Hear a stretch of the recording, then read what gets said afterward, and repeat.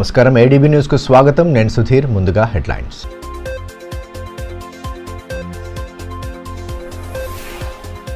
పోలీసులకు ఆరోగ్య భద్రత కింద నాణ్యమైన వైద్య సేవలు నక్షత్ర ఆసుపత్రిలో సేవలను ప్రారంభించిన ఎస్పీ అఖిల్ మహాజన్ ఆరోగ్యంపై శ్రద్ధ వహించాలని సూచన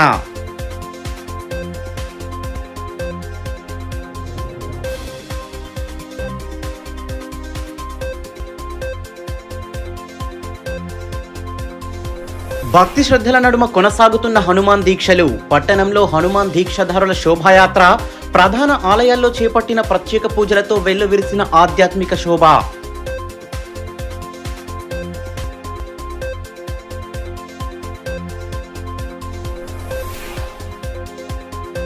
అనుమతులు లేకుండా ఇండ్ల నిర్మాణాలు చేపడితే చర్యలు తప్పవు మున్సిపల్ కమిషనర్ స్పష్టీకరణ కేఆర్కే కాలనీలో అక్రమ నిర్మాణాన్ని నిలిపివేసిన పుర అధికారులు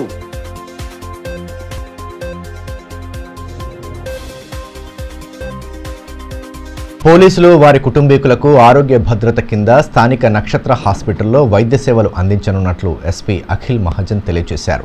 శనివారం ఆసుపత్రిని ఆయన సందర్శించి వైద్యులతో మాట్లాడారు. ఈ అవకాశాన్ని పోలీసు సిబ్బంది సద్వినియోగం చేసుకోవాలని, ఆరోగ్యంపై ప్రత్యేక శ్రద్ధ వహించాలని సూచించారు. పోలీసు సిబ్బంది వారి కుటుంబ సభ్యులకు ఇక నుండి ఆరోగ్య భద్రత కింద స్థానిక నక్షత్ర హాస్పిటల్లో ఉచిత వైద్య సేవలను అందించనున్నట్టు ఎస్పీ అఖిల్ మహాజన్ తెలిపారు. జిల్లాలోనే తొలిసారిగా పోలీస్ సిబ్బంది సౌకర్యార్థం ఈ సేవలను ప్రారంభించారు. శనివారం హాస్పిటల్ను సందర్శించిన ఎస్పీ వైద్య సేవల వివరాలను అడిగి తెలుసుకున్నారు. ఐసీయూ, ఎన్ఐసీయూ, జనరల్ విభాగం, ల్యాబ్, ఓపీ, ఆపరేషన్ థియేటర్ను పరిశీలించి సిబ్బందికి నాణ్యమైన సేవలను సకాలంలో అందించాలని సూచించారు.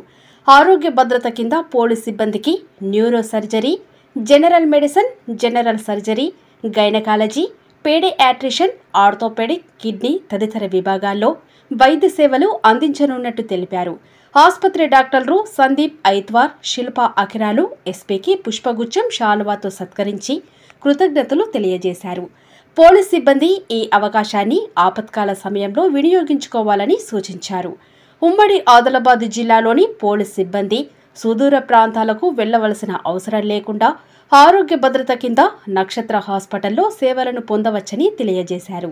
కార్యక్రమంలో DSP Jeevan Reddy, CI Sunil Kumar, police association అధ్యక్షుడు పెంచాల వెంకటేశ్వరరావు, పోలీస్ సిబ్బంది, డాక్టర్లు తదితరులు పాల్గొన్నారు. ఇది ఆదిలాబాద్ జిల్లాలో మనం డీజీ ఆఫీస్లో రిక్వెస్ట్ చేసిన తర్వాత అండ్ నక్షత్ర హాస్పిటల్ అక్కడ డాక్యుమెంట్స్ పెట్టిన తర్వాత ఇది ఈరోజు ఆరోగ్య భద్రతలో మనకి పోలీస్ ఫ్యామిలీస్కి అండ్ పోలీస్ వాళ్ళకి ఈ నక్షత్ర హాస్పిటల్ ఈరోజు అప్రూవ్ అయినడం జరిగింది. దీంతో మన పోలీస్ ఆఫీసర్స్కి, మెన్కి, వాళ్ళ ఫ్యామిలీకి చాలా హెల్ప్ అవుతుంది. డాక్టర్ గారు కూడా అదే చెప్తారు, వీళ్ళకి కూడా ఏమైనా ఇష్యూస్ ఉంటే మన దృష్టిలో తీసుకొస్తారు. మనం కూడా మెన్ అందరు ఇక్కడ వాడుకోవాలి. ఎందుకంటే ఈ ఆదిలాబాద్ జిల్లాలో, ఆసిఫాబాద్లో, మంచిర్యాలలో, ఉమ్మడి ఆదిలాబాద్ జిల్లాలో ఇక్కడ ఇది వేరే ఆరోగ్య భద్రతలో ఏం హాస్పిటల్ ఆల్రెడీ లేదు. సో ఇది వాళ్ళందరూ వాడుకుంటే వాళ్ళకి కూడా బెనిఫిట్ అవుతుంది కోరుకుంటున్నాం. జై హనుమాన్, జై శ్రీరామ నామస్మరణతో పట్టణ ప్రధాన వీధులు మారుమ్రోగాయి. స్థానిక రామ్లీలా మైదానం వద్ద గల హనుమాన్ ఆలయం నుండి దీక్షాదారులు పెద్ద ఎత్తున శోభాయాత్ర నిర్వహించారు. పట్టణంలోని ప్రసిద్ధ ఆంజనేయ స్వామి ఆలయాలలో పూజలు, హారతులు చేశారు. దారి పొడవునా భక్తులు పల్లకిని దర్శించుకుని ప్రత్యేక పూజలు జరిపారు. జిల్లా వ్యాప్తంగా హనుమాన్ దీక్షలు భక్తి శ్రద్ధల నడుమ కొనసాగుతున్నాయి. ప్రత్యేక పూజలతో ఆంజనేయ స్వామిని భక్తులు కొలుస్తున్నారు. దీక్షాదారులు ఆధ్యాత్మిక కార్యక్రమాలను నిర్వహిస్తూ భక్తిభావాన్ని చాటుతున్నారు. ఇందులో భాగంగానే శనివారం స్థానిక రామ్లీలా మైదానంలోని హనుమాన్ ఆలయం నుండి శోభాయాత్రను వైభవంగా జరిపారు. పెద్ద సంఖ్యలో హాజరైన దీక్షాదారుల శ్రీరామనామ స్మరణ నడుమ శోభాయాత్ర కన్నుల పండువగా సాగింది. శ్రీ సీతారాముల విగ్రహాలను అందంగా అలంకరించిన వాహనంలో ఉంచారు. అదేవిధంగా హనుమాన్ ఉత్సవ విగ్రహాన్ని పల్లకిలో ఉంచి ఊరేగింపు చేపట్టారు. పట్టణంలోని ఆంజనేయ స్వామి ఆలయాల గుండా శోభాయాత్ర వైభవపేతంగా సాగింది. ఆయా ఆలయాల్లో ప్రత్యేక హారతులు అందజేశారు. మఠాధిపతి శ్రీ యోగానంద సరస్వతితో పాటు బండారి దేవన్న, బండారి సతీష్ తదితరులు పాల్గొన్నారు.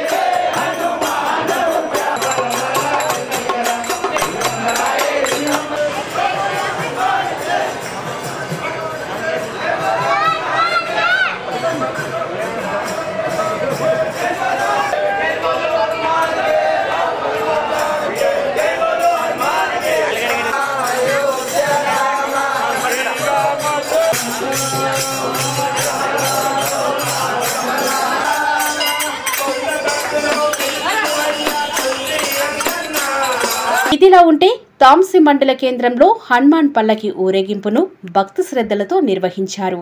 హనుమాన్ దీక్షాదారులు పల్లకిని పూలతో సుందరంగా అలంకరించి ఆంజనేయ స్వామి ఉత్సవమూర్తిని అందులో ఉంచారు. భజన సంకీర్తనల నడుమ గ్రామంలోని పురవీధుల గుండా పల్లకి ఊరేగింపు చేపట్టారు. శ్రీరామనామ స్మరణలతో గ్రామ వీధులు మారుమోగాయి. కార్యక్రమంలో మాజీ సర్పంచ్ కృష్ణ, హనుమాన్ భక్తులు పాల్గొన్నారు.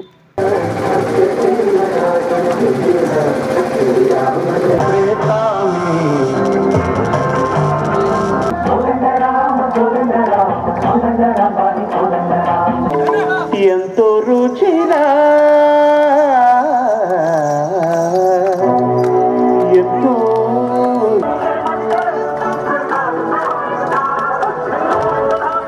మరోవైపు పట్టణంలోని హనుమాన్ నగర్లో గల శ్రీ హనుమాన్ ఆలయంలో భక్తి శ్రద్ధలతో సింధూర పూజ నిర్వహించారు.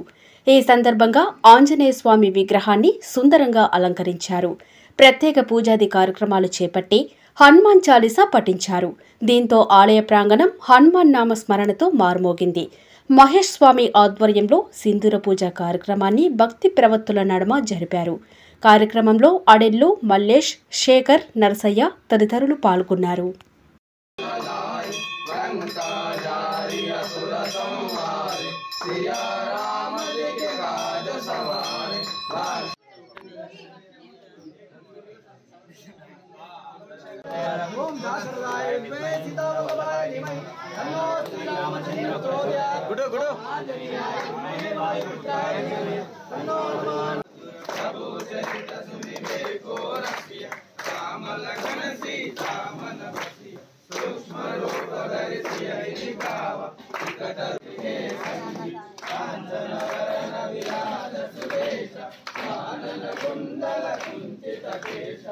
నిబంధనలకు విరుద్ధంగా పురపాలకం అనుమతి లేకుండా అక్రమ నిర్మాణాలు చేపడితే ఉపేక్షించేది లేదని మున్సిపల్ కమిషనర్ రాజు పేర్కొన్నారు. స్థానిక కేఆర్కే కాలనీలో అక్రమంగా జరుగుతున్న నిర్మాణ పనులను అధికారులు ఆపివేసి సదరు వ్యక్తిపై తగు చర్యలు తీసుకుంటామని చెప్పారు. పురపాలకం నుండి ఎటువంటి అనుమతులు లేకుండా నిర్మాణాలు చేపడితే తగు చర్యలు తీసుకుంటామని మున్సిపల్ కమిషనర్ రాజు స్పష్టం చేశారు. పట్టణంలోని కేఆర్కే కాలనీలో అనుమతులు లేకుండా భూ కబ్జా చేసి ఇళ్ల నిర్మాణాన్ని చేపడుతుండటంతో కోర్టు నుండి వచ్చిన ఆదేశాల మేరకు మున్సిపల్ అధికారులు పనులు నిలిపివేశారు. కలెక్టర్ సూచనల మేరకు టాస్క్ ఫోర్స్ బృందం కేఆర్కే కాలనీలో అక్రమ నిర్మాణం చేపడుతున్న వ్యక్తిని హెచ్చరించి పనులు ఆపేశారు.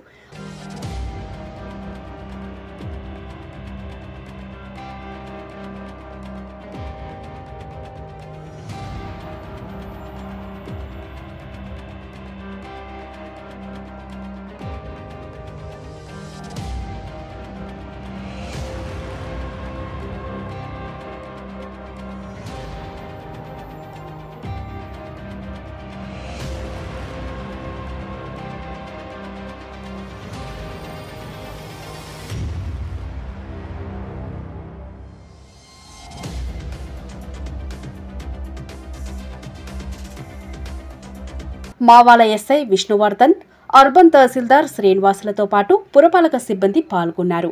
ఈ మేరకు మున్సిపల్ కమిషనర్ రాజు మాట్లాడుతూ భూ కబ్జా చేసి నయీం అనే వ్యక్తి ఇంటి నిర్మాణం చేపడుతున్నారని బాధితులు కోర్టును ఆశ్రయించినట్టు తెలిపారు. కోర్టు ఆర్డర్స్ వచ్చిన తర్వాత నోటీసులు ఇచ్చినప్పటికీ ఎటువంటి స్పందన రాలేదని, ఈ నేపథ్యంలో కలెక్టర్ సూచన మేరకు పనులు నిలిపివేసినట్టు పేర్కొన్నారు. అక్రమంగా కట్టడాలు చేపట్టిన వ్యక్తిపై తగు చర్యలు తీసుకుంటామని వివరించారు.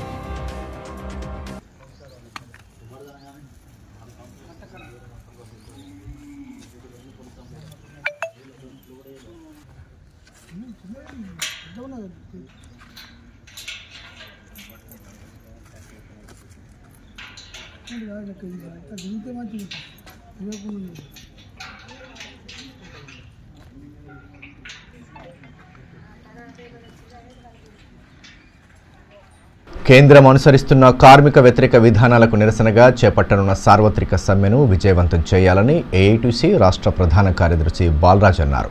పట్టణంలోని యాదవ సంఘ భవనంలో శనివారం ఏర్పాటు చేసిన జిల్లా సదస్సులో ఆయన పాల్గొని నేతలకు దిశ నిర్దేశం చేశారు. కార్మికులు అనేక పోరాటాలతో సాధించిన కార్మిక చట్టాలను కేంద్ర ప్రభుత్వం 4 కోడులుగా మార్చి కార్పొరేట్లకు అనుకూలంగా వ్యవహరిస్తోందని ఏఐటీయూసీ రాష్ట్ర ప్రధాన కార్యదర్శి బాలరాజ్ అన్నారు.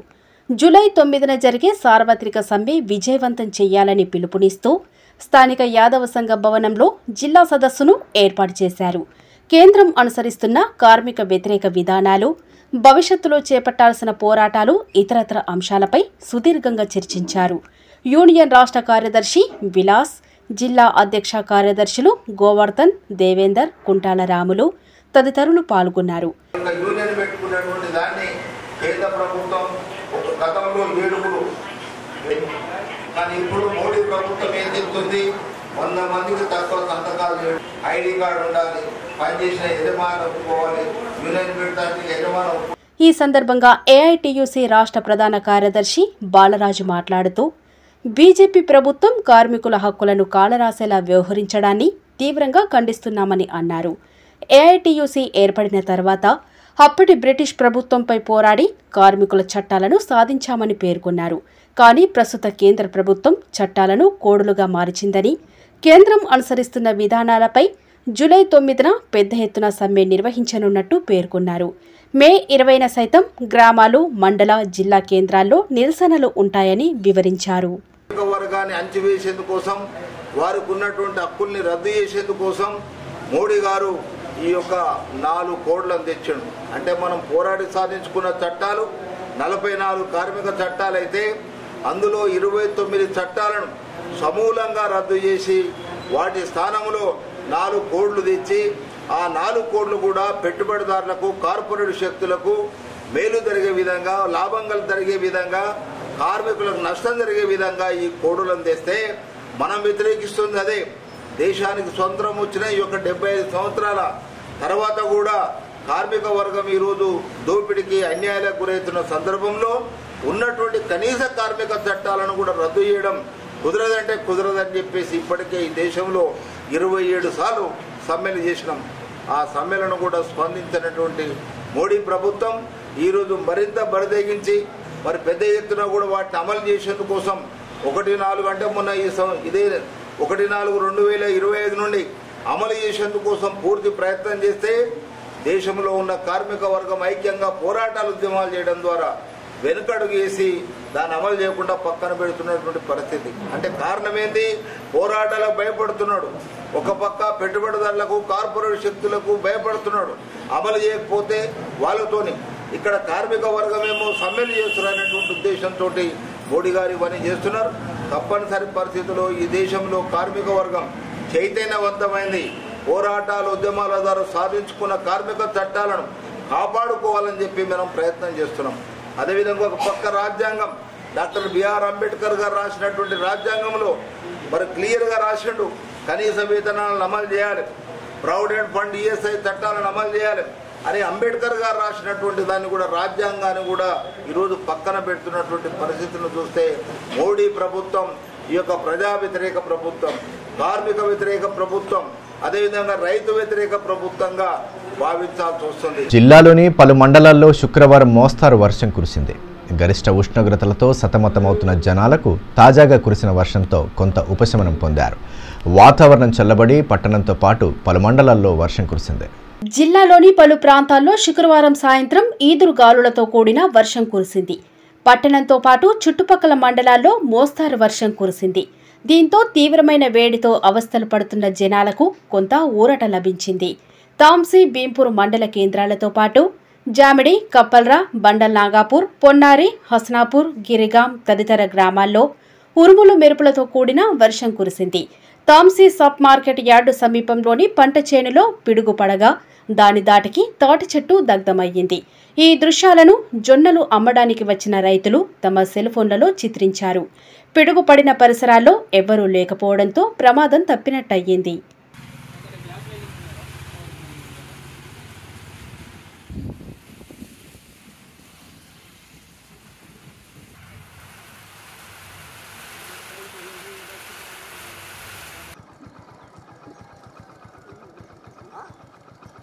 ముధోల్లోని భోగిరాంలో ఏర్పాటు చేసిన బౌద్ధ విగ్రహాన్ని అదే స్థలంలో యథావిధిగా ఉంచాలని భీమ్ ఆర్మీ జిల్లా అధ్యక్షులు షేక్ షకీల్ పేర్కొన్నారు. ఇందుకోసం ఈ నెల 19న ముధోల్లో శాంతి ర్యాలీ నిర్వహించనున్నామని స్థానికంగా ఏర్పాటు చేసిన మీడియా సమావేశంలో వెల్లడించారు.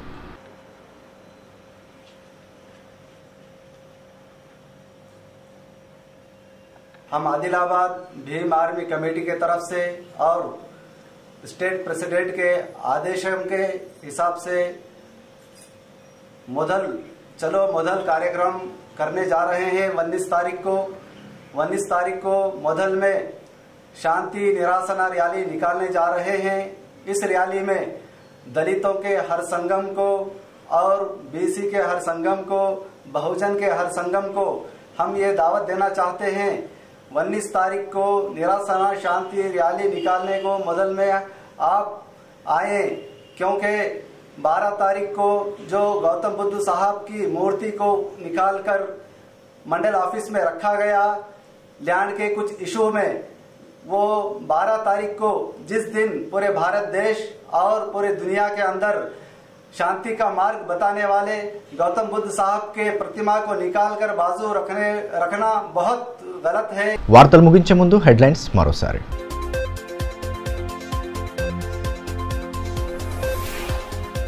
పోలీసులకు ఆరోగ్య భద్రత కింద నాణ్యమైన వైద్య సేవలు. నక్షత్ర ఆసుపత్రిలో సేవలను ప్రారంభించిన ఎస్పీ అఖిల్ మహాజన్ ఆరోగ్యంపై శ్రద్ధ వహించాలని సూచన.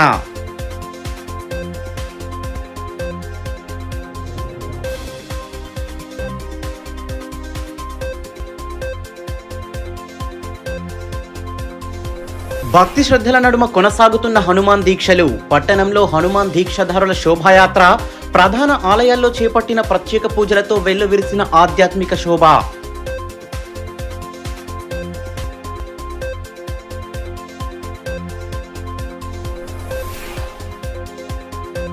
అనుమతులు లేకుండా ఇండ్ల నిర్మాణాలు చేపడితే చర్యలు తప్పవు. Municipal commissioner స్పష్టీకరణ. కేఆర్కే కాలనీలో అక్రమ నిర్మాణాన్ని నిలిపివేసిన పురా అధికారులు.